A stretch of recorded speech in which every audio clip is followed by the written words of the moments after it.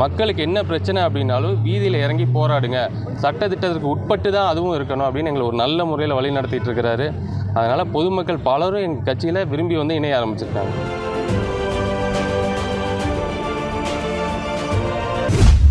வர 2026 தளபதியை முதலமைச்சர் ஆக்காமல் நாங்கள் ஓய போகிறது இல்லை. அதுக்கு முதல் படியாக இந்த கிணத்துக்கடவு சட்டமன்ற தொகுதியை பெரும்பான்மையான வாக்குகள் வித்தியாசத்தில் தமிழக வெற்றி கழகம் நிச்சயமாக வென்றெடுக்குங்க.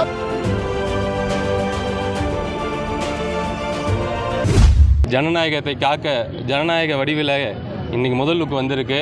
அதை கொண்டாடும் விதமாகவும் என்னை இன்றைக்கி வந்து தளபதி அவர்கள் அதிகாரப்பூர்வமாக கோவை தெற்கு மாவட்ட கழக செயலாளராக என்னை அறிவிச்சிருக்காரு. ரொம்ப சந்தோஷமாக இருக்குது. எவ்வளோ எங்கள் மேலே நம்பிக்கை வச்சுருக்காரோ நிச்சயமாக அந்த நம்பிக்கையை உண்மையாக்கி காட்டுவோம். வர 2026 தளபதியை முதலமைச்சர் ஆக்காமல் நாங்கள் ஓய போகிறது இல்லை. அதுக்கு முதல் படியாக இந்த கிணத்துக்கடவு சட்டமன்ற தொகுதியை பெரும்பான்மையான வாக்குகள் வித்தியாசத்தில் தமிழக வெற்றி கழகம் நிச்சயமாக வென்றெடுக்குங்கிறது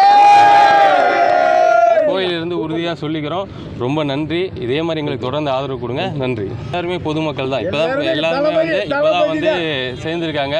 ஸோ பொதுமக்களோட ஆதரவு முழுசாக எங்களுக்கு இருக்குது. அது மாதிரி இன்னொன்று ஒரு குறிப்பாக ஒன்று சொல்லணும்னு நினைக்கிறேன். பலர் வந்து விமர்சனம் பண்ணுறாங்க.